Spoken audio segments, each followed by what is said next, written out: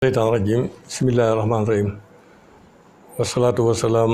ala rasulillah sallallahu alayhi wa sallam ci daraje si Ahmad Bamba ñu ngi ñaan ci daraje Sëriñ Tuuba Sëriñ Muntaxa Mbàkke yàlla na ko fi yàlla yàggal te kàttanal ko te dooleel ko ba yéen ji mu am ci liggéeyal Sëriñ Tuuba lépp mu sottal ko na mu ko bëggee te ànd ko moom. màggal gi nag woote nañ ko muy fukki fan ak juróom-ñett ci weeru safar taalibe bi yëpp ku yàlla man loo nga ñëw te bu ñu ñëwit ñu def ndigalul sëriñ bi muy Sëriñ Mamadu Muntaxa kenn ci noonu ku nekk na takk masque ni ñu gisee sëñ bi defee ko noonu di raxasoo itam saabu buñ noppee ñu jël sel te itam ñuy sorewante ci suñu biir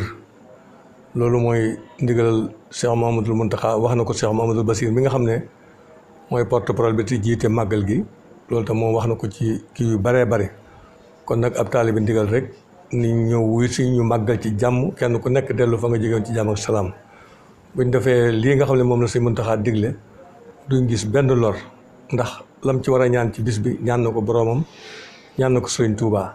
asalaamaaleykum wa rahmatulahi taala wa barakaatu.